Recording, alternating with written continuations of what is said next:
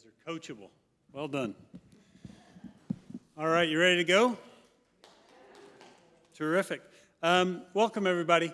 I'm Alan Greenlee, the Executive Director of the Southern California Association of Nonprofit Housing, also known as SCANPH, and we're pleased that you're here today to recognize, because we recognize that your presence reflects our shared commitment to collaboratively discussing supporting solutions to creating more affordable housing and solving homelessness. SCANPH and Housing for a Stronger LA are a coalition of nonprofit or developer organizations active in the affordable housing movement in Los Angeles. Our members build, own, operate affordable and supportive housing across the city. SCANPH convenes a multitude of educational programs throughout the year to educate the affordable housing community, the public, and government partners. Candidate forums are among the many sessions we convene to ensure members and resident voices our concerns are addressed by political leaders. We want to thank our members, staff, and coalition partners for making today possible. Particularly, I want to take a moment to thank the Steering Committee Forum Committee. Those members are Tara Barauskas from Community Corporation of Santa Monica, Becky Dennison from Venice Community Housing, Dora Gallo at a Community of Friends, Robin Hughes from Abode Communities, and Stephanie Klasky-Gamer from LA Family Housing.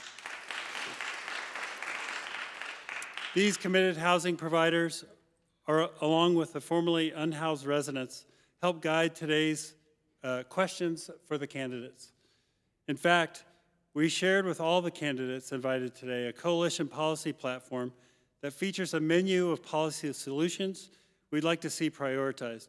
We passed it out at the registration tables, and I hope you'll take a moment to grab one and take a look at it. So let's get going. I'm pleased to introduce our MC and host for today, Emily Martinique. Emily is a strong advocate and a powerful voice for safe, stable, and affordable housing for all people because she once was unhoused. Emily is a prominent advocate for affordable housing and is a member of our 8-year-old Residents United Network program that we call RUN. SCANPH is proud to facilitate RUN to empower residents to become leaders, build strong storytelling skills, advocate for those who are most marginalized. Emily will share her firsthand perspective, and you'll undoubtedly share our view that she is an unwavering voice of compassion. She was also named Housing California's 2019 Housing Advocate of the Year. Please join me in thanking and welcoming Emily Martin.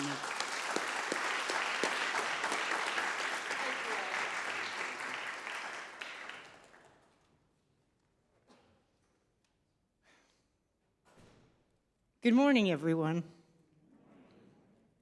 I'm Emily Martinique. I'm a Corporation for Supportive Housing Speak Up advocate. I'm so proud and honored to be selected to be your MC and host for today. Thank you for being here for this most important event. In this discussion on affordable housing and homeless solutions, these issues are personal to me and countless other Los Angelans, children, mothers, fathers, and it impacts the entire city. Our housing crisis is pervasive, and the negativity that everyone calls Los Angeles their home, because everybody is affected. Its pervasiveness requires our elected leaders to respond in the same like manner as we have on the street, immediately, completely, and fully. Too many people are one step away from disaster, and without a home is really a disaster. Now, I know this to be true because I was unhoused. I never thought I would experience homelessness, but it happened to me. It's a mistake to be complacent or think that it can't happen to you. I've never had an easy life. I've suffered abuse, and my parents were neglectful. But still, I managed to run a small business. My life took a turn for the worse when my youngest son, Myron, was killed. He was just 19 years old. It was horrible. Before I knew it, the crisis of 2008, and I was facing homelessness. Can you imagine the very first day you have to wake up and look for a bathroom? Look for a bathroom. And then you realize you have to find some food and water. You become animalistic, or I did. And that leads to PTSD. And then you dissociate with your harsh reality. My mental health quickly deteriorated. And then I was institutionalized for 6 weeks. That's where I spent my 59th birthday. But I was diagnosed as being bipolar. I don't want to be, but I am. And I've learned how to live with it because of permanent supportive housing. Safe, stable, permanent housing is my refuge. Supportive apartment provided by LA Family Housing is my gift every evening. My community is so much more than an apartment complex. The services that are provided are lifesavers. They help me heal. They're service workers and social workers that ensure that I remain on the right track so I can keep my housing. They taught me how to budget. They ensure that I take my medicine. And during the COVID-19 epidemic, evening meals were provided for all the 67 residents. I'm a senior. I shudder to think of the growing homelessness among seniors. Housing is so much more than a roof. It's an equalizer. It's a safe space. It's a source of dignity, health, and pride. I'm so grateful for supportive housing. It's critical that we build more. And every unhoused person currently suffering gets the opportunities I was afforded so they can recover in a safe place. Just imagine if you had to be homeless. You would want a comfortable place with people who care for your welfare and your well-being, not the bus stop or a tent by the freeway, or even worse. I'm asking you to please support for more resources for affordable housing and supportive housing, because we need continued funding for these ongoing and hard projects. Now, it's my pleasure to introduce our co-moderators for today. First is Robin Hughes, the CEO and president of Adobe Communities. Under Robin's leadership for the past 25 years, Adobe is the top 50 affordable housing developers nationwide and one of the premier providers of environmentally sustainable affordable housing in California. Secondly, Amber Sheck. She is the Chief Impact Officer and founder of Sheck Impact. Amber is a leading nonprofit social sector consultant and an advocate who focuses on increasing the impact of organizations trying to solve the toughest issues facing Los Angeles communities today. She's a longtime homeless and housing advocate. Please welcome Amber and Robin, and thank you again.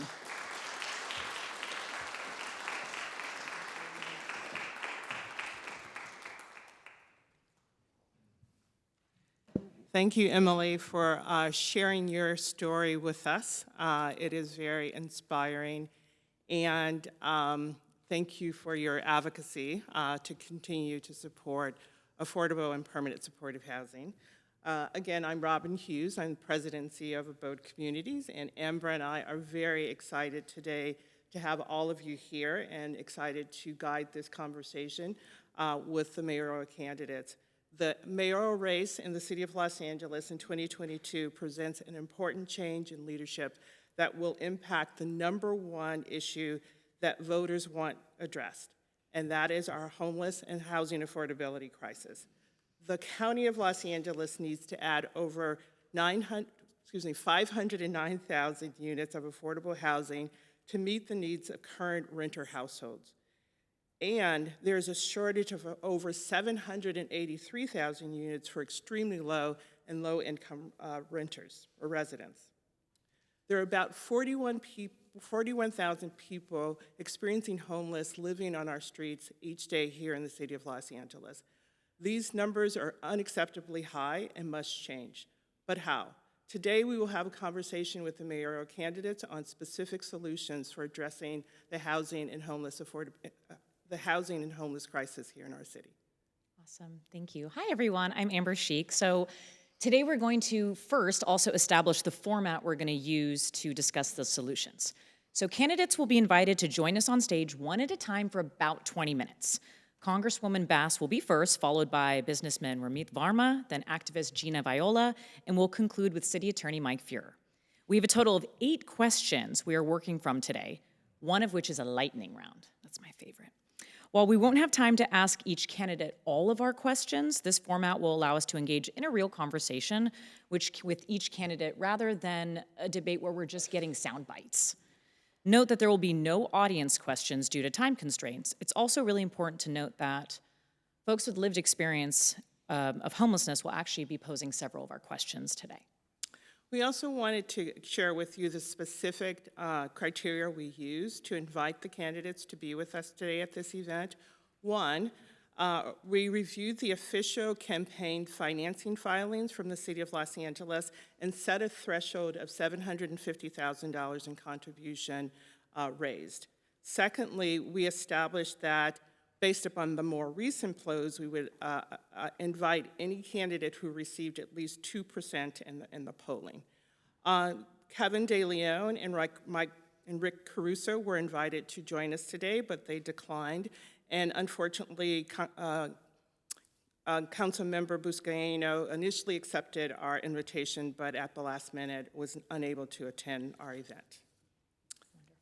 So before I make a quick security announcement, I actually wanted to quickly thank our timekeepers, Susanna and Will, in the front row from the Chic Impact team. So thank you for keeping time today. So if you see them raising their hands, it's for that, not something random. So quick security announcement, and I'm trusting all of you. Before we bring any candidates on stage, let's please have a respectful environment for all of our candidates and guests.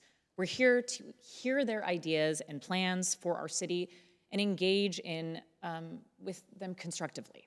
So no disruptions will be tolerated. Security personnel are stationed in the auditorium and reserve the right to ask you to leave the premises if you disrupt the event.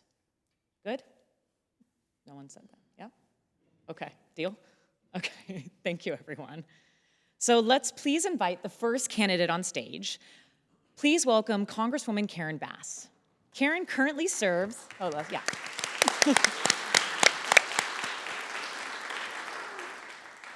Karen currently serves as the congressional representative for California's 37th District. She grew up in the Venice-Fairfax area of LA, which is the same area she represents today in Congress.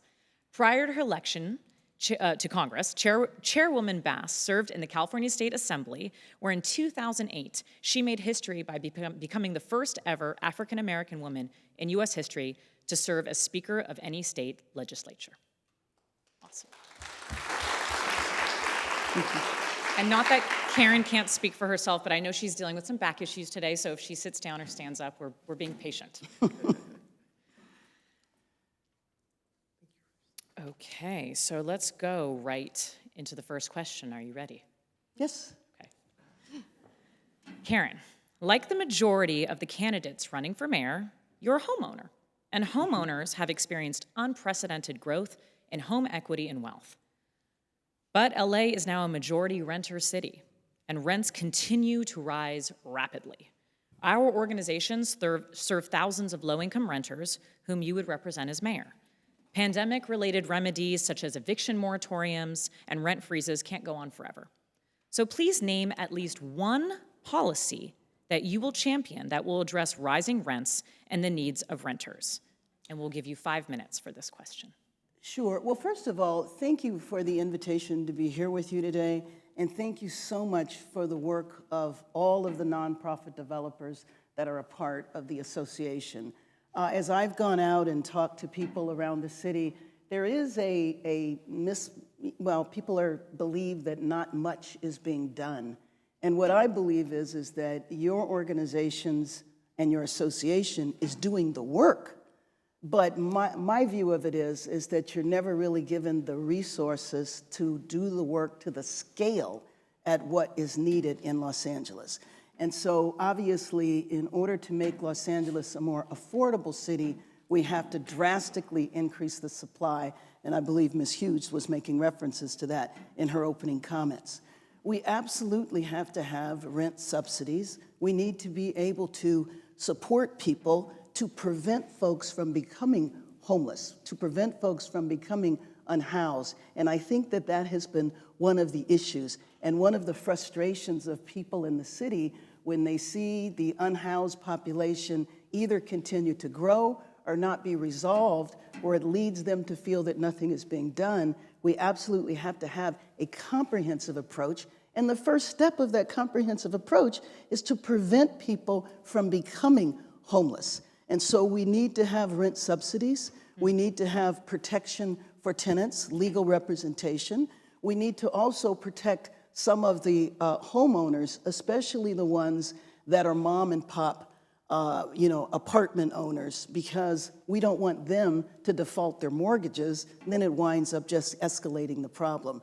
So you should know during the pandemic, I chaired the Congressional Black Caucus, and I brought together the Black Caucus, Latino, Asian Pacific Islander, and Native American caucuses, and we fought for billions of dollars to address the disproportionate way we knew COVID was going to impact communities of color.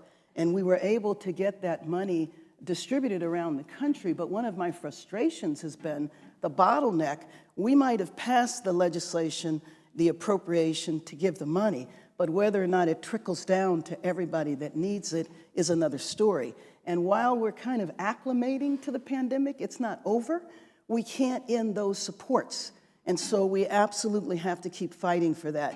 There is a bill that's languishing in the Senate that hopefully will be funded, that will provide more subsidies, that will provide more support, because we cannot allow people who are renters to fall into homelessness.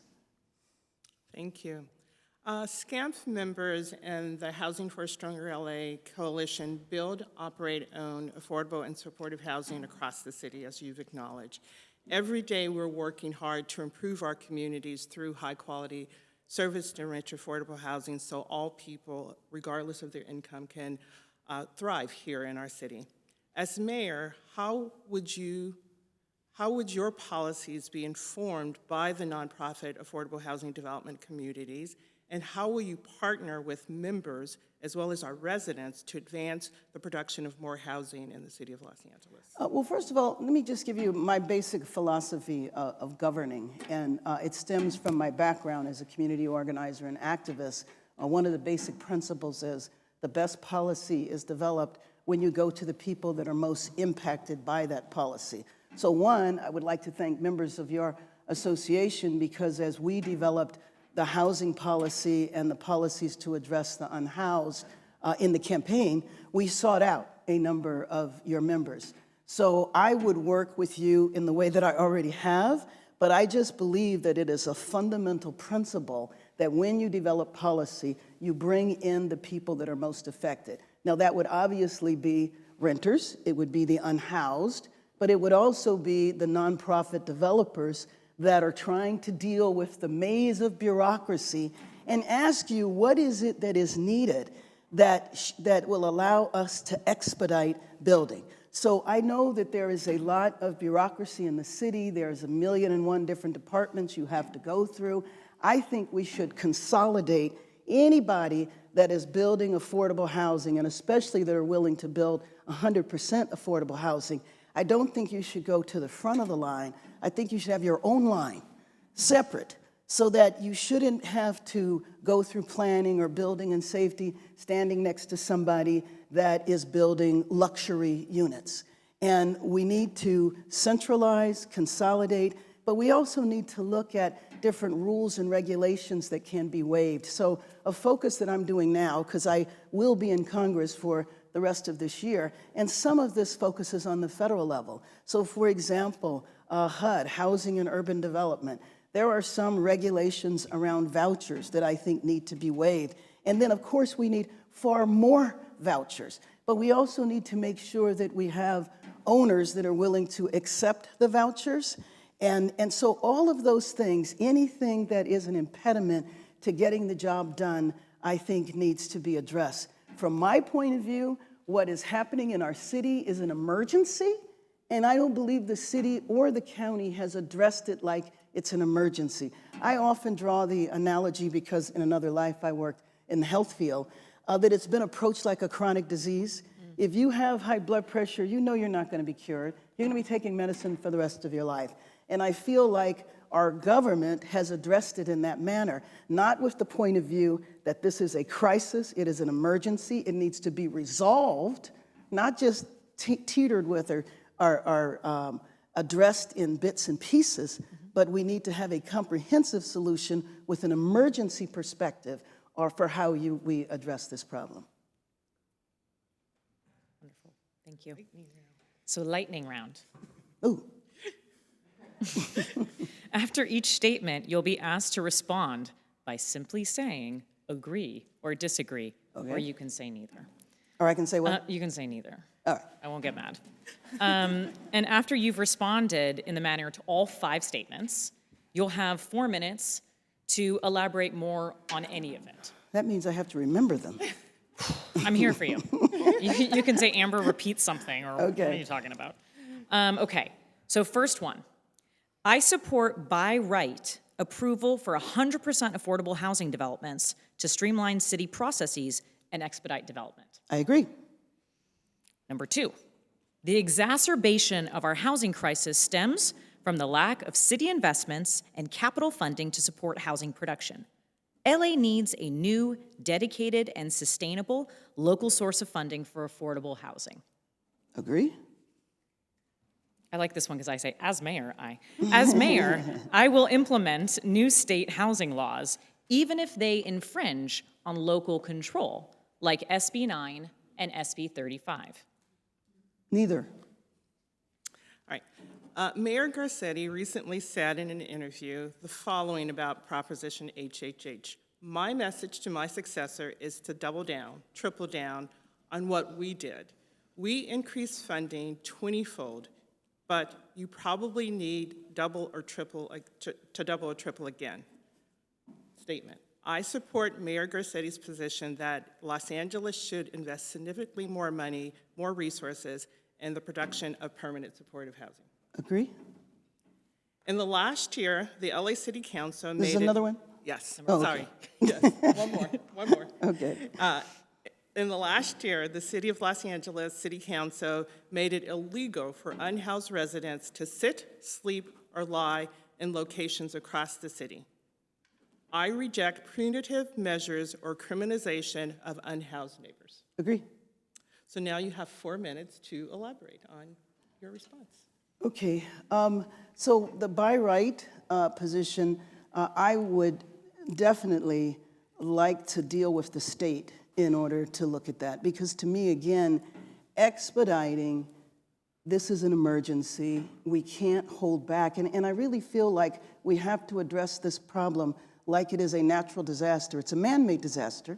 But when you have a natural disaster, you pull out all stops. You say, I'm going to do whatever it takes to get it done. In terms of a local source of funding, you know, I agree with that, but I don't think it's enough. Yeah, that's fine, but I think we need far more than that. I actually believe that we need a whole of government approach, which means federal, state, county, and city. And one thing that I reject is this divide between the city and the county. I don't understand, and there's no reason that I can find that's regulatory, administrative, or anything as to why the city and the county cannot work together. For example, the settlement that was just done, where the city settled on the suit, but the county didn't, the LA Alliance suit. And so it says that, you know, the city is going to commit to building all of these shelters, but only for people that are economically unhoused. If you're unhoused because of mental health or substance abuse, you go to the county. That doesn't make any sense. What if you have a family and you have both, economic as well as one of the health issues?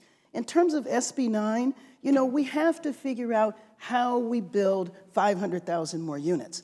But I do think that there can be some problems with SB 9, especially when it comes to areas that are dealing with gentrification or areas that are dealing with speculators, such as South LA. So I'm a little concerned about just blanketly saying, no matter what. I think there needs to be some guardrails on that. In terms of HHS, yes, I agree with that, but it's still not enough.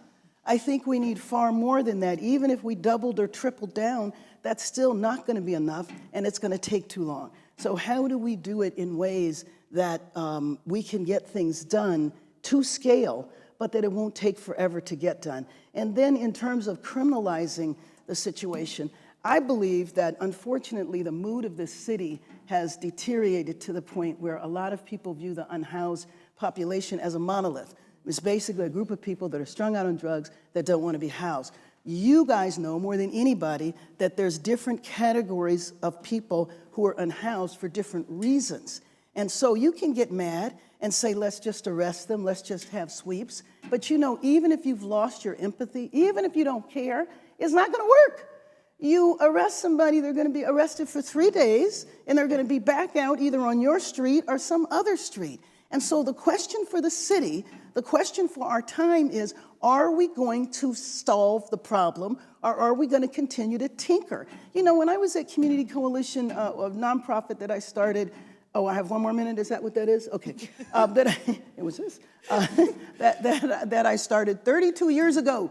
We were trying to look at taking over motels in 1993 to deal with the unhoused population. We knew when the federal government passed welfare reform that was going to lead to women and children being on the street. We saw the criminalization of the health issue at the time, which was substance abuse. We knew that was going to ultimately lead to people who are incarcerated and then wind up in tents. You have to look at veterans, you have to look at the economically unhoused, you have to look at substance abuse, mental health, former foster youth, people who were formerly incarcerated, and there has to be separate strategies for all of those folks. So yes, I agree with some of this, but it's still not enough. We have to make a decision as a city that we are going to solve this problem once and for all and do whatever it takes to get that done.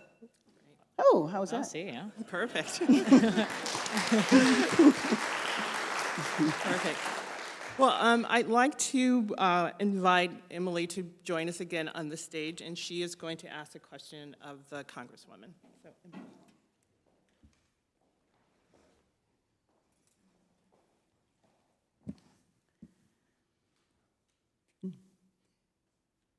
Karen, as the mayor of Los Angeles, it's commonly seen as lacking the power of the big city mayors. But clearly, the mayor is one of the most powerful and visible elected officials in the region. We're not looking for comparisons or criticisms, but we would like you to name one thing you would do differently that is currently being done to address homelessness, and name one policy that has been effective so far, and what we should do more of. And you have 5 minutes for this question. One policy that has been effective, is that what you said? Yes, that has been effective so far, and what should we do more of? So as I mentioned, I think that we have to involve the federal, the state, the county, and the city government all working together. That's one thing that I would do differently. And I'm fortunate because I am in Congress. I do have close relationships with the administration, and I can pick up the phone and call a cabinet secretary. And so that is what I think needs to be fundamentally different. We can't deal with this problem in a piecemeal fashion. And then I use the example of the LA Alliance lawsuit. I think that is so emblematic of how we have addressed this problem and how it is really not significant enough. I like it. Thank you. Thank you. Thank you so much. I almost went rogue and gave more time, but I won't do that. Well, we can't even track time. Where's the line? So we would like to invite our next candidate out to the stage, Ramit, who is a businessman and entrepreneur from Encino, After receiving his MBA from UCLA, he co-founded Revolution Prep, an online tutoring platform dedicated to making tutoring more effective and higher education more attainable for American youth. So please welcome Mr. Varma to the stage.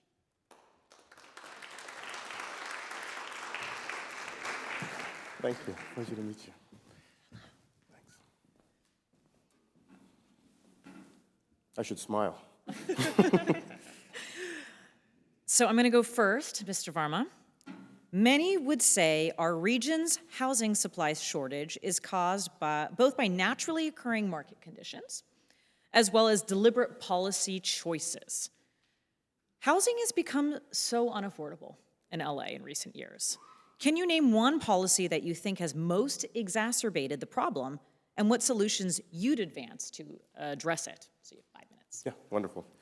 Well, look, I think, as a business person, as an entrepreneur, whenever I look at problems, you want to look not just at the little outcomes and the outputs, you want to look at a big picture. And I think when you look big picture, and we talk about affordable housing, when I talk about affordable housing, it isn't always just, I think it's turned into a term for low-income affordable housing. But housing is not affordable for anybody in this city anymore. And this is something that's just become, it's almost like a societal issue that we have, right? We have, as you mentioned in the previous, we have homeowners who have gotten very wealthy in their homes. Renters haven't been able to catch up. And so a lot of those homeowners have adult children who can't afford to live in this city. So for me, the number one thing we need to do, and the number one thing we need to recognize, is that we are in this situation as a result of the bureaucracy that we've created, okay? So if you look at the timeline it takes to go from funding an affordable housing project to actually getting permitting and approval and getting through that system, you're struggling to get it in that 180 days, okay? That's just too long, right? And when you drag things out, there's a human cost to that with people on the street, and there is a financial cost to that. And what it ends up doing is it ends up putting us in a position where we feel like we need to keep pumping more resources into a problem, but we're pumping resources into a bureaucracy. And so the single first thing I would do, and the most important thing to do, is to revamp building and permitting processes so that we can much more quickly get housing projects online, because we need to do this across the board. These naturally occurring market conditions are actually not naturally occurring. They've occurred because we have had a very negative reaction towards housing development over the past 30 years. I understand why. For many years, there was a trade-off between high-density housing and traffic, okay? But we're now in a new world. Think about this, okay? This city was built on a blueprint sort of 70 years ago. People were like, cars, oh my God, we can drive everywhere. And we spread this city out all over the place. We're still operating on that mindset. That's not going to work for the next 70 years. It just simply can't. And if we want to think about the city we want to live in for the next 70 years, we need to lean into rideshare. We need to lean into car share programs. We need to lean into drone delivery of packages, and we need to lean into high-density housing. And I think if we do that, we'll be able to bring down the cost of housing across the board. And if we can increase the speed to market and the speed to completion on these projects, we'll be able to have a very immediate impact on the problems that we're seeing right now. Thank you. So policy solutions require dividing a finite or limited amount of resources over multiple needs. How would you prioritize the division of limited resources among prevention, shelters, and permanent housing to address homelessness? And we're looking for specific percentages like 20-80, 60-40, and your rationale thinking behind it. Sure. So for me, I would probably say 60% towards prevention. I would say 10 or 15% towards shelter, and I would say the balance, whatever that puts me at, 25%. You can do the math quickly. So the 25% towards permanent supportive housing. Like any problem, you have inputs and you have outputs. Okay, you have people who are ending up on the street, and you have people who are staying on the street. As Emily mentioned earlier, one of the biggest issues, I think, there's a perception gap between what the public believes about the homeless population and what's actually happening on the street. We don't have one problem. We have multiple problems with different types of solutions for different types of folks. There are people who end up on the streets because they leave their homes because they have mental health and addiction issues. But for a lot of people, they end up on the streets because they hit a rough patch, they aged out of the foster care system, they came back from a a tour in the military, and they end up on the streets. We need to get to those people before they are on the streets for 30 days, 60 days. It's like if you have a stroke, you need to get to the hospital within 10 minutes. Every minute that you're not in the hospital makes it much less likely that you're going to be able to be saved in the hospital. Similarly, we need to get people in that first 30 days and get them the workforce development, the training that they need so that they can catch themselves and then and not create a cycle of ongoing homelessness. I mean, think about it. If you don't get a good night's sleep for 2 or 3 nights, I know for me, I'm crabby. I'm not feeling right. Imagine taking that and exaggerating that 7 nights in a row where you're not sleeping in a secure place. You might get robbed. You might get beaten. You might get sexually assaulted. Of course, you're going to take any pre-existing conditions, and they'll be exacerbated, and you'll self-medicate with freely available drugs, or widely available and low-priced drugs. So for me, transitional needs to be the core, because over time, that will reduce the number of people who end up in this cycle that need the permanent supportive housing. Thank you. So now we have our lightning round. So after each statement, you will be asked to respond by simply saying agree, disagree, or you can say neither agree or disagree. And at the end we have 5 questions for you, or statements for you. You'll have 4 minutes to elaborate on your response and discuss with us your position. So the first statement, I support by right approval of 100% affordable housing development to streamline city processes and expedite development. Disagree. The affordable housing crisis stems from lack of city investment and capital funding to support housing production. Los Angeles needs a new, dedicated, and sustainable funding source for affordable housing. Disagree. As mayor, I will implement new state housing policy even if they infringe on local control, such as SB 9 and SB 35. Agree. Okay, I'll do the statement ones. Okay. Mayor Garcetti recently said in an interview the following about Proposition HHH.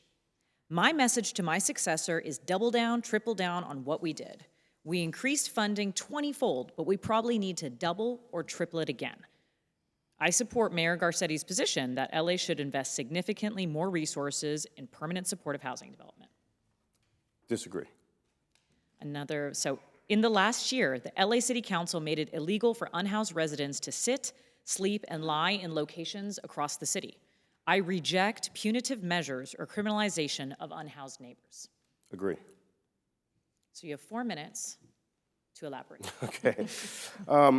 Look, I think that my observation has been in government, and I worked in education for 20 years, money is always the solution. I've been hearing about in the education space, in the housing space, everywhere, we're lacking resources, we're lacking resources, we're lacking resources. It is my core belief that we're not lacking in the resources, we are lacking in the ingenuity and the will to implement solutions that are going to be effective, okay? I've seen that time and again in my own business, and this is the big difference between running a business and being an entrepreneur and working in government. In a business, if you've run out of money, the music stops. It's over, okay? And so what you need to do is you need to use your ingenuity to figure out how to keep providing your services on a going concern basis. That's not something that the government really does. The government just says, throw more money at it. In my business, we grew really nicely from 2002 when we started until about 2010. Then we hit a rough patch. You know what caused the rough patch? We took private equity investment. So we had run the business with no money. The minute we took money, we took $15 million into the business. The minute we took that money, the performance deteriorated. And the reason it deteriorated is because we started running the business by throwing money at problems. And what happens when you throw money at problems is you hire people to administer that money, make sure they start doing things. You end up creating a bureaucracy. It was very, very challenging, but what we did is we actually excised a major part of that bureaucracy. And the irony is that when you cut out costs, your productivity goes up. And I think that's the biggest thing that we need to do. We need that mindset with how we apply these dollars. $1.2 billion, guys, is a lot of money from Triple H. That is a ton of money, okay? And so what we need to do is we need to be much more effective in the way that we spend those dollars. Thank you. So we right now are going to welcome to the stage Ruby Smith to ask a question.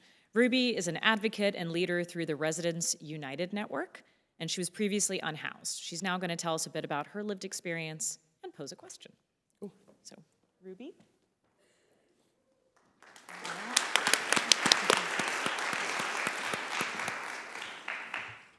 Hi, my name is Ruby, and I am an advocate for homelessness. And a little bit about myself, I became homeless in 1997 due to drugs and alcohol. I lost everything. I lost everything. I was living on the streets, sleeping on people's floors and stuff until they got sick and tired of me and kicked me out. So what happened is I met this guy who was living in an affordable house and through a community of friends, and he recommended that I go there, and sign up, and I went there, and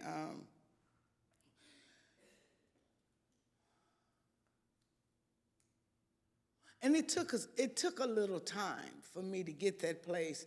But what I want to say is that because of affordable housing, and when I got that key and I stuck that key in that door and stepped on the inside of that door, everything that occurred on the outside just disappeared. Everything was new, became new in my life. My whole lifestyle, my whole life changed because of affordable housing. I'm 21 years sober now, alcoholic and drugs free, because of affordable housing, because I having a roof over my head and being able to set everything behind and to move forward. I'm able today to stand here before you and let you know that we need affordable housing.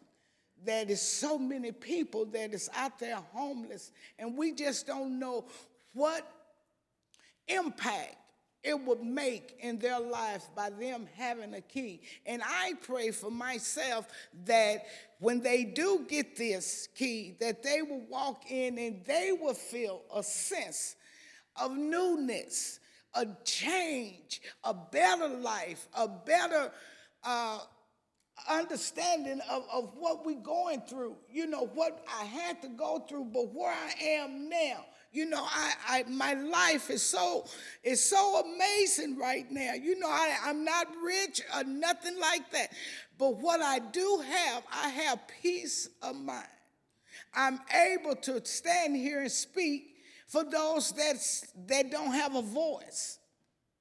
Sometimes we look at homeless people like they are nobody, but they are somebody. They are somebody just like you, just like all of us. They are somebody. They just fallen down on some luck, some kind of way. Whether it be drugs, whether it be whatever it may be, mental illness, they still need help. There are still people like us. They still bleed the same blood we do. They still have the same spirit that's in us that is in them. And I believe this one thing, that if they had affordable housing and be able to have a roof over their head, a bed to sleep in, a kitchen to cook in, a bathroom where they could use the bathroom and take showers and stuff like we do, their lives will change as well as mine did. And for that, thank you for listening to me. And I just pray that we take to heart and realize that we need affordable housing. We need to help get all the homeless people that's off the streets, whether they have mental illness or whether they are on drugs or whatever the situation is, there is a solution for them. I know the solution was for me when I put my key in that door and I walked in and I felt a whole new sense of freedom, of newness, and my life haven't been the same. So that's why I'm able to stand here today and tell you what happened, what it was like, and what it's like now in my life. You know, what affordable housing did for me, how it changed my life, my everything. And I advocate for those that can't speak for themselves. And thank you. Oh, and I have, oh my God. Yeah. While she's trying to find that, I have to say, it's such an amazing story. I know so many of you do this all day, every day, and maybe we lose touch with why we do it. So it's a good reminder of why we do this work, right? Yeah. It's an awesome feeling, you know, to be able to help somebody. You know, man, just to be able to help somebody. You know, I'm 21 years sober. I still sponsor women that still, even, you know, everybody, because it's giving something back, you know, that was so freely and so given to me, you know, affordable housing and all of that. It's worth it. You know, it's worth it, you know, to be able to see somebody come from a dark place into the light. You know, that is the purpose of me doing what I do, because I didn't, you know, somebody did it for me. Why am I not willing to do it for somebody else? You know, it could be my child out there, you know, or yours, you know, that need housing. Okay, police shows that voters don't trust our institutions or politicians to deliver solutions. Why should voters, especially voters like me who have lived experience with homelessness, trust you? Please tell us what changes will you advance to address housing issues beyond simply saying you're treated like a state of an emergency? Yeah, that's a great question. Thank you for sharing your story, by the way. It's very powerful. Look, I think that the biggest reason I'm running for mayor, right? I mean, I had a business for 19 years. I sold it last summer. I have 3 little boys, 5, 7, and 9. My wife said, what are you doing? Why are we not in Europe right now? The reason I'm running, literally the reason I'm running, is because I have seen so many stories just like yours, and we need to find a way to get people who are in pain and who are in a moment and get them out of that moment and get them onto a path to stability and to success, okay? There's a lot of different pieces. This is specifically about housing. A big part of my platform is around wealth generation in underserved communities. Entrepreneurship to drive wealth generation in underserved communities. That's the best way to build up communities, right? Education, where I worked for 19 years, in many ways is exploitative. You find the best and brightest young people, get them through 4-year college, they don't return to those communities for the most part, they leave those communities. If you want to build up communities, you need to build them up from the inside. So that's point number 1. Point number 2 is when we look at the people who are on the streets, who have hit that patch, who are stuck, right? And when you, I don't know your story in detail, but when you were in that moment, when you were addicted and you were on the street, you're stuck, right? And the feeling of hopelessness is overwhelming. What we need to do is we need to show people that you're not going to be stuck there forever. And we need people like you who have come out of that, who look like the people who are on the streets, frankly, to go in there and to help and connect with those people and bring them out of that feeling of hopelessness. We can't do that with the way that the government currently spends our money. We just can't. This bureaucracy is an endless churn, it's an endless churn of dollars. And what we need to do is we need people with real business skills to come in here and say, I understand what the outcome is. The outcome is to find, it's not a profit-based outcome. The outcome is to find people who are stuck in a moment and get them to a place of stability. That's our outcome. Now, here's how we're going to be smart about how we allocate the dollars to do that. We're going to cut down the bureaucracy. We're going to speed the time to increasing high-density housing development. That's what we need to do right now. And we need to do that all over this city. You know, we have a target of 500,000 new units in the county, right? And everyone's like, oh my God, we're never going to be able to do that in 3 years, 4 years. Of course, everyone's going to say that, okay? It sounds like an audacious goal, but we can set out an audacious goal, and we can achieve it if we just do the process the right way. And right now, the process isn't good. You listen to every politician talking about what they need, everyone's going to tell you the same thing: more resources, more dollars, more resources. That is backwards thinking. We need to take the resources that we have, billions of dollars, and we need to allocate them properly. When you look at nonprofits, they have a load factor. Okay, so if you donate to the United Way, there's a factor, a percentage that they report that goes towards administration of the nonprofit and a portion that goes towards actually solving the issues on the ground. When you look at the city government, the amount of dollars that are actually spent dealing with the problems versus administering the money to deal with those problems is way out of whack. And we need to fix that, or we're never going to get anywhere. By the way, Triple H was 2016. This issue was an emergency in 2016. 77% of voters voted for that. It's 2022. As of the last budget, we put 479 units online. How can we not look at this and say, what is the fundamental problem? If there were $4 billion in there, 3 times as much money, maybe we'd have 3 times as many units. Might not even have 3 times as many units. In my experience, 3 times the money, you'd get about 1.5 times the output. It's not linear. So we just need to first get our house in order, figure out how we're going to do these things. What are the biggest, and ask everybody in this room, what are the 3 or the 4 biggest things that are preventing you from getting housing online now? And let's knock those things out, right? And you do that in collaboration with people.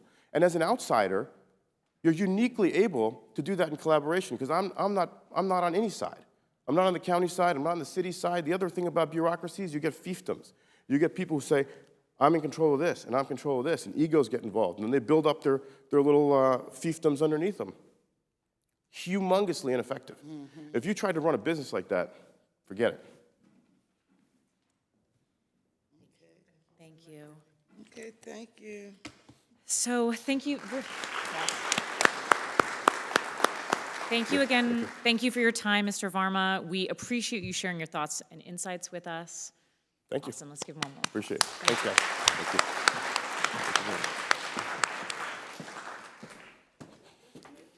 So next, please welcome Gina Viola. Gina is a grassroots activist and has lived in Los Angeles her entire adult life.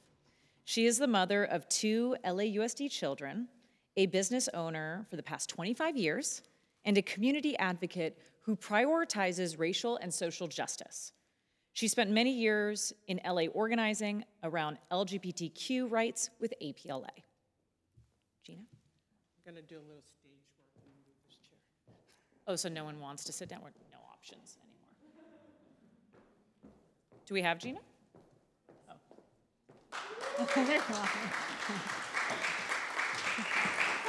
Hi.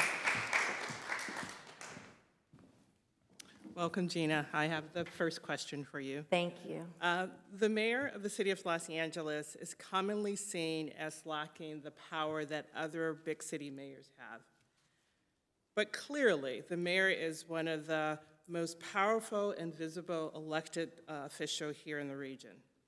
We're not asking for a comparison or criticism, but we'd like you to name at least one thing you would do differently than what is currently being doing to address homelessness in our city, and name one policy that you think is currently effective and that we should do more of it, and how we would do more of it. And you have 5 minutes. Okay, great. Well, thank you for allowing me to be here today. I appreciate this opportunity to address your organization and appreciate all the good works that the group of nonprofits have done. As the mayor of Los Angeles, the most powerful tool that the mayor has is presenting the budget. In fact, the budget was just presented this morning and I was looking at it. And one of the first things I would do is implement the People's Budget Los Angeles and have a participatory budgeting session in each of the 15 city council districts. And not just a listening session on Zoom, but an all-day session with each of the council districts, council members present as well. Because homelessness is a poverty crisis. It's a budgeting crisis. We have divested from communities for years and in return over-policed them. And that is what has led to all of the houselessness that we have. So it's a budgeting priority. One of the things I think is working well, I think Triple H had an opportunity to make some good advances, but the biggest issue that I see with that is the public-private partnership. I think what we've seen is our tax dollars have gone to finance the private sector instead of it being the other way around. So I would like to continue Triple H, but I would like to empower it to build public housing, true public and social housing. Thank you. Sure.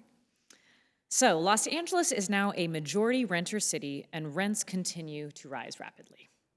Our organizations serve thousands of low-income renters, whom you would represent as mayor. Pandemic-related remedies like eviction moratoriums and rent freezes can't go on forever. So please name at least one policy that you will champion that will address rising rents and the needs of the renters. And you have 3 minutes for this one. Absolutely, thank you. This is a really important question. 75% of our rental stock is now corporate owned. And I think that is the biggest issue with rents rising. So one of the first things we need to do is we need to demand that all new development have the maximum amount of affordable housing units available, not the minimum. So that would be the first thing I would do. And then look into tenant protections for renters and rent stabilization. So we would like to invite Ruby Smith back to the stage, and she will have a question for you. So Ruby, will you rejoin us?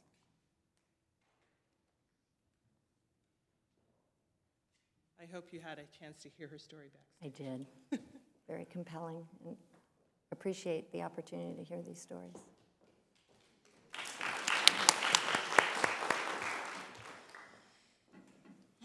Okay. How will you prioritize Black Angelenos, that's the largest population to experience homelessness, factoring things like sympathetic racism into housing politics is difficult but important. What is one example of how you think this issue can be addressed as mayor and by those you appoint?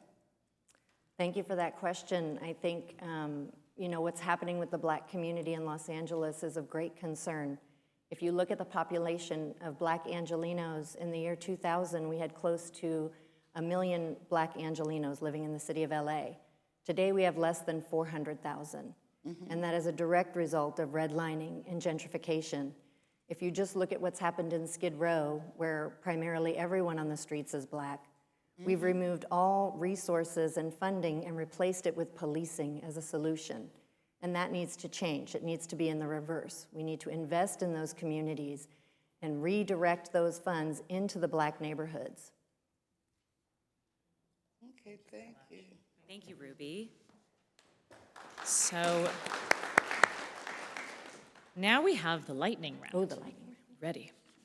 So after each statement, you'll be asked to respond by simply saying agree or disagree, or you can say neither. After you've responded in all 5 statements, so there's 5, you'll have 4 minutes to elaborate on your responses and positions on any of them. So I'll do the first 3. I support by right approval for 100% affordable housing developments to streamline city processes and expedite development. Agree. The exacerbation of our housing crisis stems from the lack of city investment and capital funding to support housing production. Los Angeles needs a new, dedicated, and sustainable local support source of funding for affordable housing. Agree. As mayor, I will implement new state housing laws, even if they infringe on local control, like SB 9 and SB 35. Agree. Mayor Garcetti recently said in an interview the following about Proposition HHH. My message to my successor is to double down, triple down on what we did. We increased funding 20-fold, but we probably need to double or triple that again. I support Mayor Garcetti's position that Los Angeles should invest significantly more resources in permanent supportive housing development. Agree. In the last year, the LA City Council made it illegal for unhoused residents to sit, sleep, and lie in locations across the city. I reject punitive measures or criminalization of unhoused neighbors. Agree. Now you have 4 minutes to elaborate on any of Okay. your responses. I would like to talk about 4118. That is the sit, lie, or sleep criminalization. That is a human rights violation and something I would look to strike down immediately. The fact that we have chosen to criminalize poverty is why we are here. It's decades-long policies that have gotten us to this point. And every time we see any advancements, like in the 60s in civil rights, legislation, it's coupled with new criminalization legislation. And that's what has created this overwhelming poverty that we see today. Income inequality is at the heart of the situation that we have going, and criminalizing it is just more of the same. We absolutely cannot do that any longer. We have to seize government lands. We have to convert empty buildings. There are so many empty buildings in Los Angeles right now. Not just houses, but actual big, giant buildings that could be converted today for transitional housing while we're building homes. Part of what other council members have done with the tiny sheds, those cost almost what a modular small home would cost. Why would we choose to keep utilizing that when we have other mechanisms at our disposal? In today's modernization of being able to build sustainable housing, LA Can's Eco Hoods, it's wonderful. They're sustainable, tiny homes. They're actual homes. They have a bathroom, they have a kitchen, they have a bedroom. It's not a tiny shed, it's a tiny home. And we could have built those. Instead, we chose to continue to do things that penalize and criminalize poverty. That's something I would definitely look to change on day one. Regina, thank you so much for being with us today and sharing your vision. I was just going to say, sorry, we have time for one more question. Oh, we do, okay. Yes. So I'm going rogue. We all knew it would happen. Going rogue. So I'm thinking, what have we not asked? Ooh. Uh-oh. Sounds juicy.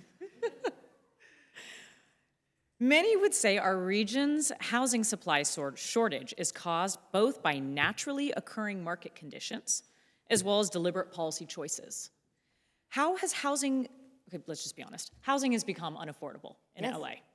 Can you name one policy that you think has most exacerbated the problem and what solutions you'd advance to address that? You have 5 minutes for this one. I don't know if it's a policy, but it's the privatization and the commodification of housing is why we are here. So I think several policies led us to this place. And the belief is that it's the government bureaucracy that can't get us out of it. But I would argue it's the partnership with the private sector that has gotten us as deep into this as it is. That's the bureaucracy that's created. We need true government-funded housing. We need public housing. We need social housing with mixed-level income, people living in it. And we have the means to do it. If you took all of the funding, be it city, government, city, county, state, and federal, and you created a war chest for houselessness, we would be able to fix this very quickly, very rapidly. But the problem is we keep partnering with the private sector, and what is the private sector beholden to? The bottom line. There's going to be a profit made. And we know this because we know this with the rhetoric that's been out there in the news that it costs $800,000 to build one unit of supportive public housing. We know that's not true. It costs that amount of money so that several people can get wealthy along the way. If we had true government funding for those units, we could build those units for $100,000 each. And we could solve this problem within a calendar year if we had the political will to do it. Thank you very much. All right. Well, thank you again for joining us today. We really Thank you for having appreciate me. your It was a time. pleasure Thanks to for be the here. surprise question.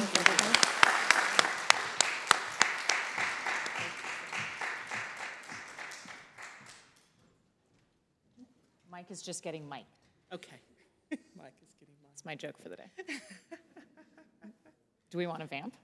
Sure, what would you like to be answered? What would you like to change with policy? And I'm joking. I mean, that could get us in bad trouble right now. Yes. I have loved having a forum where we actually get to focus on these issues rather than Yes. it being one question that everyone kind of just, I've been to a few of these. There's been just some really great broad answers, right? Yes, yes. So we're trying to get to the heart of it, and the questions we worked with folks with lived experience to actually develop these questions, as well as obviously the members themselves, the developers, to try to get answers as much as possible rather than just, we should solve homelessness. Yeah, it has been nice to give the candidates time to elaborate on their positions. I really enjoy actually the lightning round too, because you get to the core of, I think, what is important for the SCANPH membership and for Housing for a Stronger LA. So that's great too. Are we getting a nod? Yes. So, we are excited to welcome our final candidate to the stage, City Attorney Michael Feuer. As most of you know, Mike has served as the city attorney in the city of Los Angeles since 2013. He's been our chief lawyer and prosecutor. He also served previously on LA City Council, and he served as the majority policy leader of the California Assembly and a chair of the Assembly Judiciary Committee. He was also the executive director of a nonprofit public interest firm. So please join me in welcoming Michael Feuer to the stage. Hello, may I unmask? Is that okay? Nice to see you again. How are you? Hello, Hi. how are you? Good, come on in. Welcome to our living room. Thank you very much. It's a little formal for my taste, but okay. That's how we roll around here. Yeah, we don't have stadium seating in my living room, so. Amazing. Okay, so Mike, I'm gonna ask you the first question. Great. And this one's one of my favorites. The mayor of Los Angeles is commonly seen as lacking the power of other big city mayors. But clearly, the mayor is one of the most powerful and visible elected officials in the region. We'd like you to name one thing you would do differently than is currently being done to address homelessness and affordable housing, and then name one policy that has been effective so far that you'd like to do more of. So you have 3 minutes, so differently and more of. Good. Thanks for the short-term memory boost there. That was very cool. So, differently, my first day as mayor, I declare a state of emergency on homelessness. It gives the mayor additional executive authority. Also sends a message to the public that this is an emergency and not merely an issue. But I can go through a couple of things I would do that are different. Another different thing is reflected in a piece I wrote for the Times 4 years ago. I wrote that, and all my opponents have borrowed from this sense, that if we had an earthquake, there'd be a FEMA field general here on the scene in charge of recovery. I wrote we have the equivalent of that disaster, it's homelessness, and no one's in charge.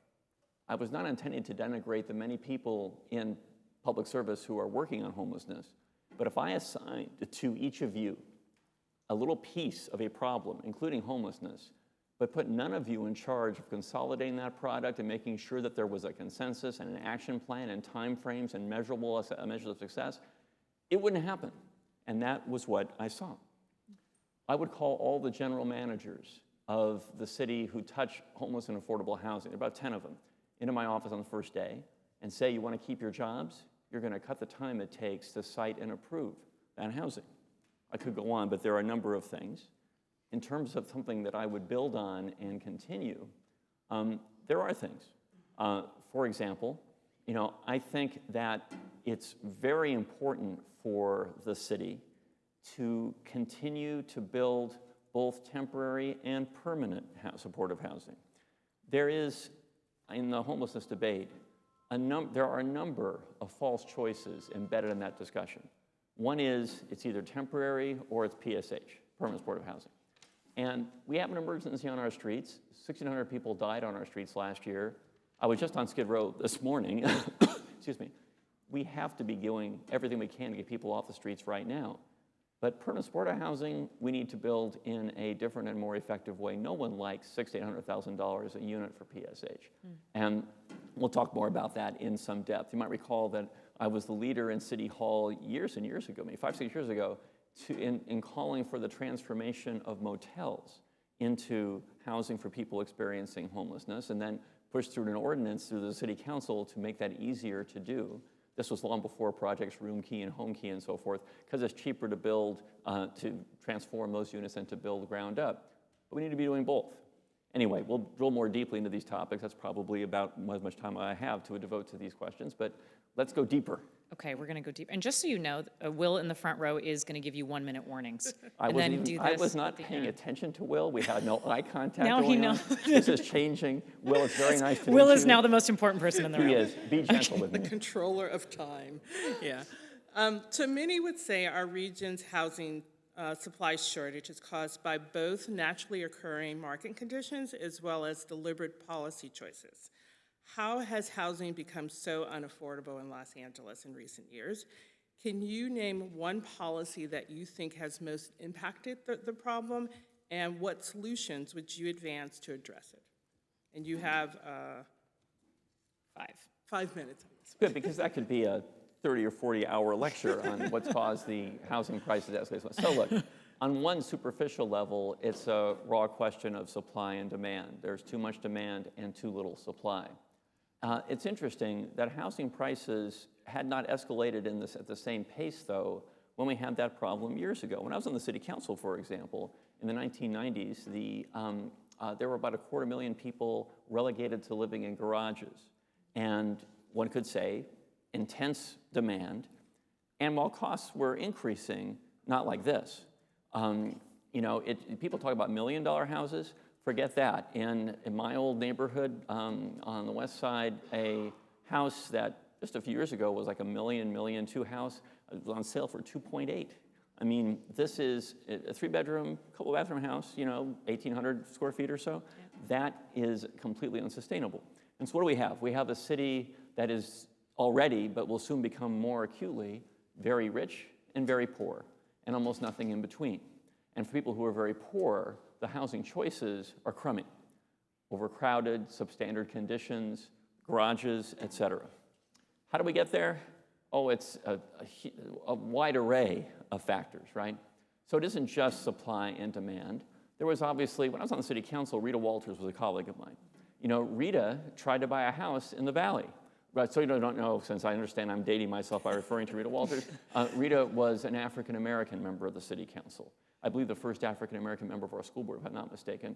And she couldn't buy a house in the Valley when she was looking to do that. That was a deliberate set of choices that was either made by public policymakers or implicitly condoned by public policymakers.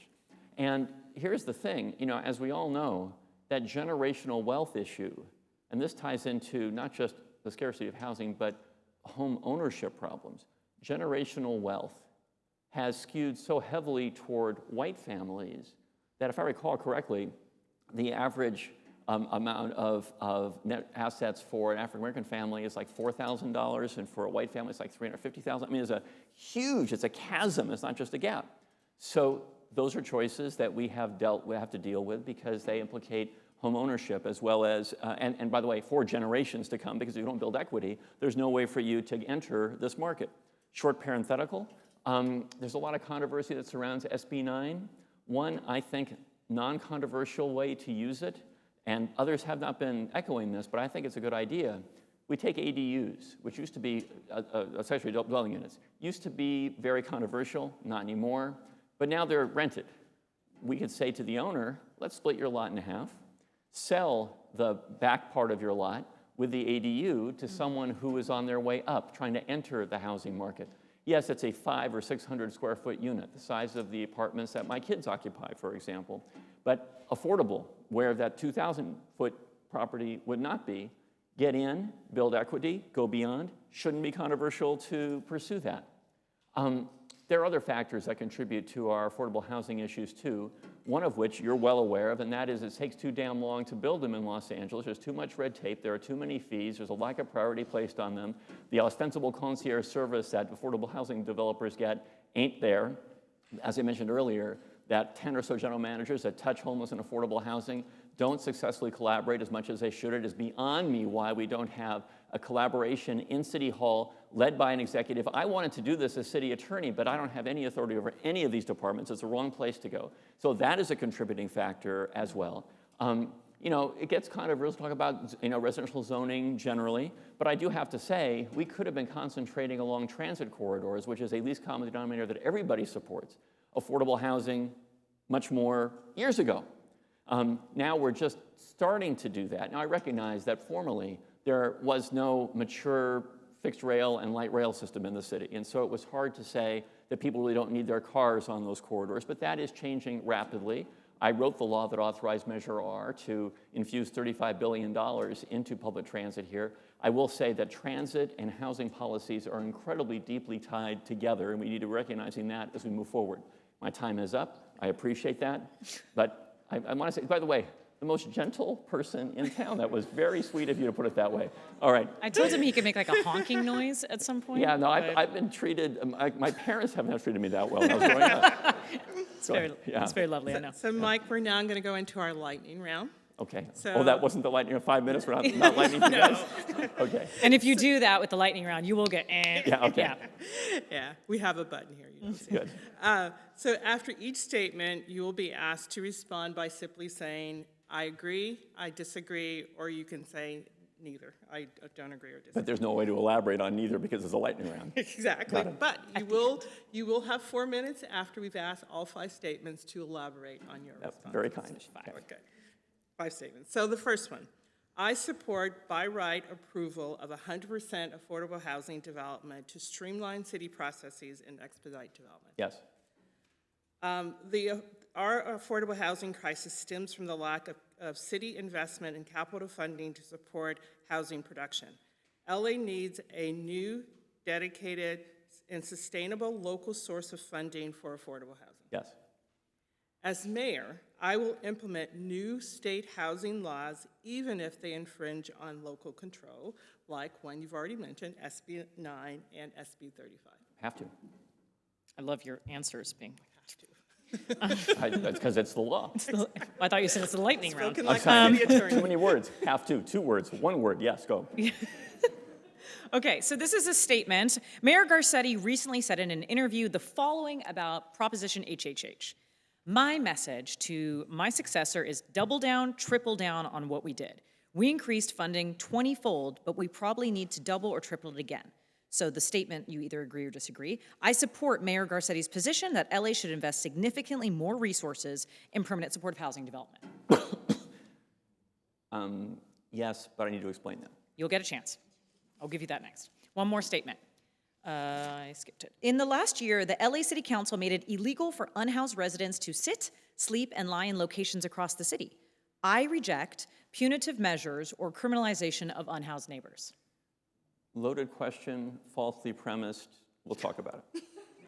I'm going to get an email later from him. Okay, Will, let's give him 4 minutes to speak to all of it. I would have gotten 5, but I was mean in the last answer. Like, so and he has 3 yeah. now. All right. Yeah, 4. So a couple more elaborate responses. First, regarding more funding for PSH. I do not support the proposal from United Way and others to put another measure on the ballot to increase the taxes on transfers of $5 billion or more for that and so forth. Not because we don't need an additional funding stream, but voters need to see a more effective, cost-efficient, well-run way to implement what they've already supported before I think it's fair to go to them and say, give us more. You know, when I wrote the law to authorize Measure R for public transit, it was in the teeth of the recession. And folks were saying, this is never going to pass. But the thing about it was, every voter could see the direct correlation between an improvement in their quality of life, from pollution to traffic congestion and so on, and 2/3 of the voters in a recession said, we will tax ourselves more. That was faith in a system. People do not have that faith in that system right now. So it's my job as mayor to effectuate Triple H and similar programs in a way that demonstrates to the public we are keeping faith with the premises on which you voted. And we do that, then we can build on a success later on. Now, the loaded question. So there's this ordinance, 4118, that says that council members can get, by a majority of their, another 7 colleagues, to designate certain areas as inappropriate for people to sleep, lie, or sit on the sidewalk, and so on. So the thing about that is, and there's nuance here, and anything around homelessness has to take account of nuance. Otherwise, it's a bunch of crappy slogans that people are using just to buy an election. That's not the way to do stuff. So I think that it is imperative to say to someone who is on the street is no place for you to live. 1,600 people died on our streets last year. We have a place for you to go. It is safe and secure with appropriate services, but you can't stay here. A public space needs to be safe and accessible to everyone. And there's going to be a choice date after which you will not be able to remain in this public location. That implies that there are spaces for such people, otherwise you could never ask the question that way. And as mayor, I need to be the leader in the city in promoting the creation of those additional spaces. But I think that 418, as it's framed, is the wrong approach in the sense that it perpetuates this. Every rule is only as good as the council member. So there are 15 sets of rules in the city. I initiated charter reform in the city council when I was a city council member. And that charter reform gave to the mayor authority over every city department. Not council members, the mayor. And there should be uniform standards in the city, including when it comes to, if you're a person experiencing homelessness, what rules pertain to you. So do I think that there ought to be spaces, schools, newly created homeless shelters, adjacent to which there should not be encampments? Absolutely. Those are incompatible uses, on my view. But hold on. That's all right, it's just some very important phone call that I'm blowing off. But notwithstanding that, think that the method the council chose to implement this is wrong. I gave the council an ordinance a year and a half ago that said you balance humanity, services, and housing with that notion that every public space belongs to everybody by offering that service, that shelter, in an authentic way, and then saying, but this is not a place for you to be. And that should be a uniform rule in the city, not subject to the whim of a council member versus another. Humanity, compassion, housing, services, first, no question. But there does have to be a time where we say, this space, not cool. Thank you. Actually, before I bring Emily out to the stage, I wanted to add one more lightning round question. Yeah, Emily said she's going to ask me tough questions. Yeah, so I'm going to be, I have one that I really like, and I want you to, I'm going to pithesize it. What percentage of our current resources should go towards permanent supportive housing versus shorter term solutions like shelters? And like 80-20, 60-40? 1 minute. Am I allowed? Yeah. Okay. So I think we need to be expanding the pie. I've supported private equity models of building PSH. There's a group called SDS, for example, that does that. There's some controversy surrounding whether that is a replicable model and scalable, but I think we ought to be exploring that. I think there should be a significant private equity, major business, philanthropically funded fund with which revolves, which creates the opportunities for PSH that would enable city resources to be devoted to temporary in the meantime. See, here's the thing. You cannot say that the street is a better place, a superior option than a temporary shelter if you're a public official. I don't think we can say that. We can't allow that to be said for people who are dying on the street, and it's not fair to communities and businesses and others that we allow that to be perpetuated like that. So we need to be creating those temporary options. The problem is that folks are getting stuck because we don't have enough PSH. And I get it, I understand it, but letting perfection, those PSH units all got to be available first to be the enemy of good, save the lives of those people, not my thing. Okay, thank you, and thanks for allowing that. Of course. So we're going to bring out Emily, who's going to pose our final question today.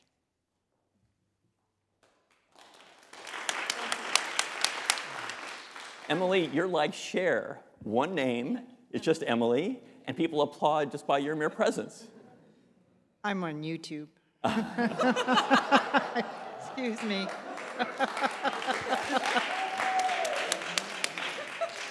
My son says, Mom. And that's it. Okay, so Mike, everyday SCAN members are working to improve our communities to have high-quality service-enriched affordable housing and supportive housing. So all people of all incomes can survive in Los Angeles. I live in a supportive housing unit in the San Fernando Valley.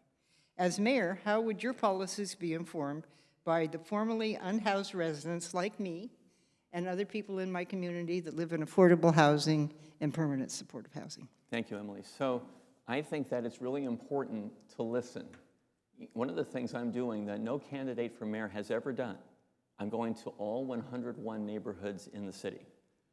It's labor intensive, to be sure, but I'm doing that because I think, as opposed to just running some airbrush TV ads all the time, it's important for a mayor to come into office informed by those authentic interactions. I call this every neighborhood, any question.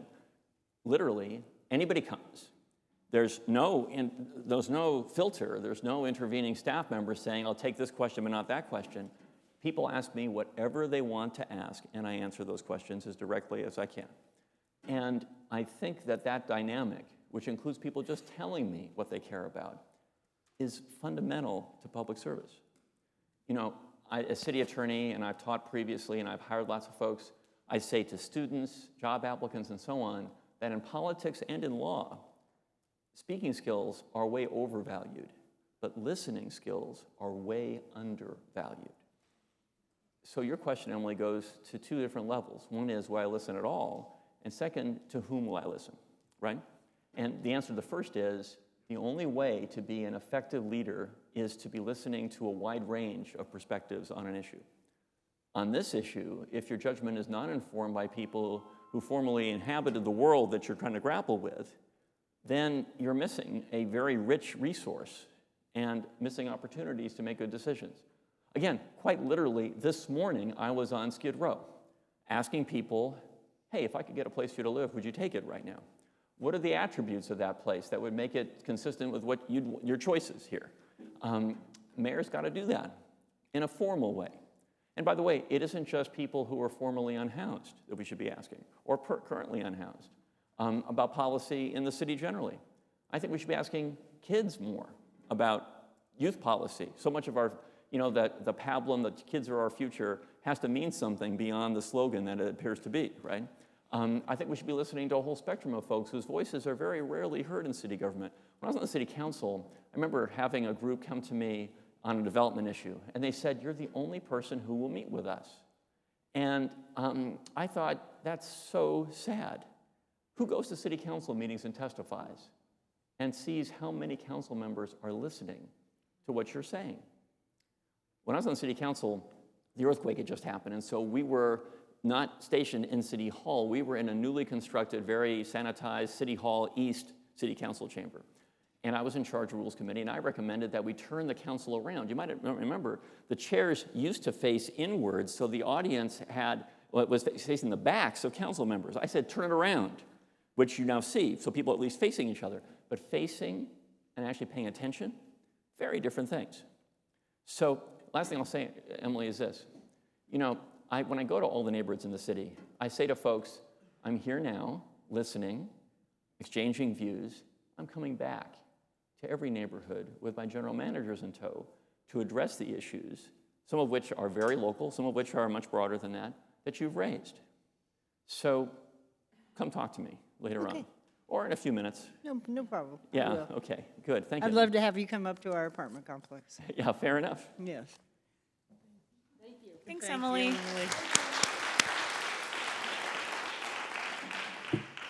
So now you're off the hook. That concludes our time with Mike, I think, yes? Yes, it is. Too easy. Thank you. Too easy. Ask me one tough question before we leave. No, I'm serious. No, here's what I mean. Well, you didn't really answer the question with the ratios I wanted. Oh, So I know. could you give me numbers? No, because it's I'm not ready to do that, because I think the ratios imply a status quo in terms of where resources come from, and I think the pie needs to be bigger than that with that private piece that we haven't really explored. But can I say something serious for a second? If you watch the debates, you see, I think you see a major difference in who has command over the issues and who is speaking in platitudes. And the reason I mention that is, I'm not running to write a doctoral dissertation on city government, but I do know that at a moment of crisis, and this is a moment of crisis in the city, the mayor has to be able to hit the ground running on that first day, identify with precision what one's goals are, direct particular folks to effectuate those goals, give them transparent timeframes that you know about, and measures of success that everybody can see. We need that right now. Folks are tired of generalities and slogans. Most of the debates, you got 1 minute, there are 5 people talking, and they are extremely superficial. And the consequence is that voters really don't get a chance to assess the depth that the candidate brings to the role. And especially if things were going fine, who cares? You know, you hire somebody to be mayor and they appoint people and they do the work and life goes on. That is not this moment. Homelessness crisis, affordable housing crisis, pandemic from which we're slow to recover economically as well as health-wise. We have public safety issues across the city and so on. Not a moment for pabbling. So seriously, last tough question. Tough as you want to make it. But you already answered your own question. All right. Well, I'll let you off the hook with that. Thank you, Mike. But for what it's Thank worth, you. thank you very much for having me. I really appreciate it. Thank you. Thank you, Mike. Thank you so much. Thank you for always coming. Thank you. Well, Amber, I think this ends our time together. They're pulling us off now. Yes, they're pulling us off. But it's been really great, again, to have this type of format where we're able to hear a range of views on the issue that is not just important to us in the affordable housing world, but to the voters here in the city of Los Angeles. It's the #1 issue. So it was really great to hear the range of views on how to address the problem and how they would engage with the community and us as practitioners in the space. So really enjoyed this format. Before we bring out Alan and Emily to make final remarks, I just wanted, once again, Robin's included in this, give a round of applause for all of our housing developers in this audience and around.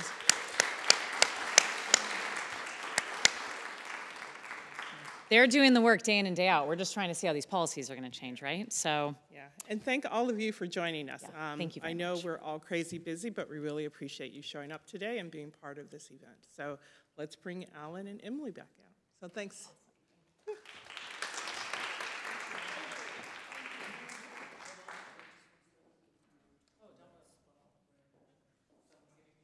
That's right, I'm telling you what to do. Thanks, everybody. My job is to conclude our event, and so I want to thank everyone for showing up today, as Robin mentioned.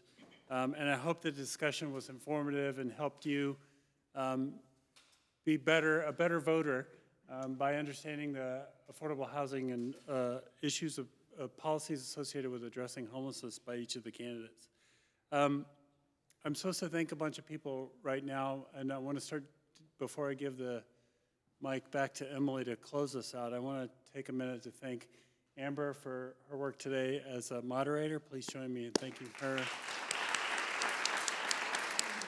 And then just because I have the mic, many of you may know that after 26 years as the president and CEO of Abode Communities, Robin Hughes is stepping down in May to take over a position with the Housing Partnership Network, a national housing advocacy organization.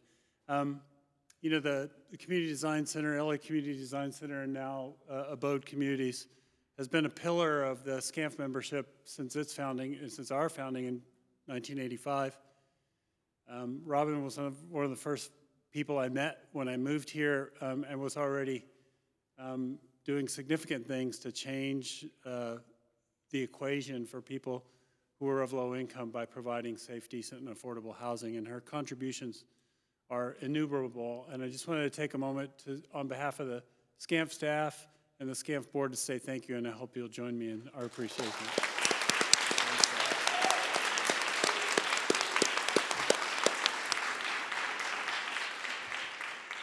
And y'all can hang if you want, but you don't have to, whatever you want. So again, thanks so much. My job is to thank the moderators, as I've done.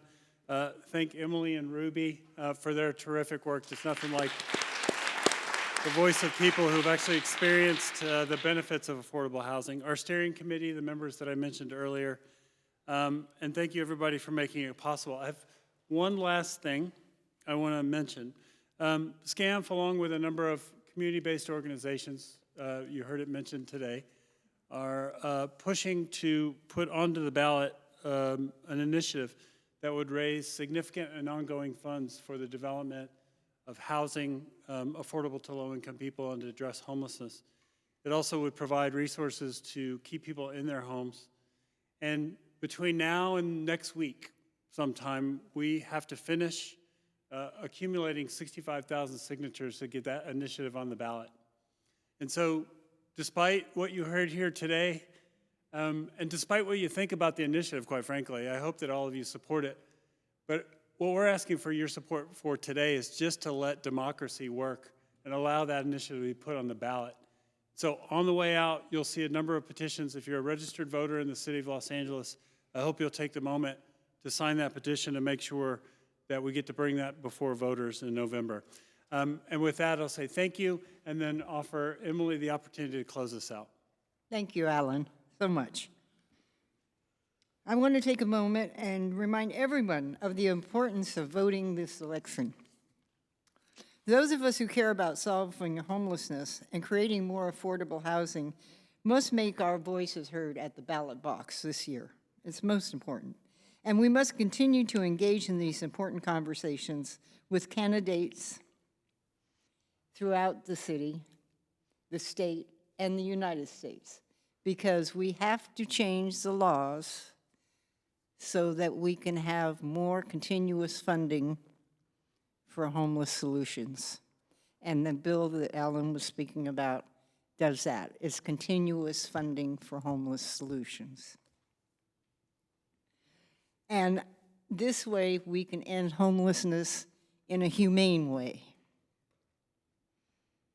I want to thank everybody that helped with this show today and the forum. And thank you for allowing me to be the MC and your host. And with that, we're going to adjourn, and I hope that everybody has a safe trip home, and everybody stay healthy and well, and be happy. And when you go to sleep tonight, remember, you have a place to sleep tonight. Thank you.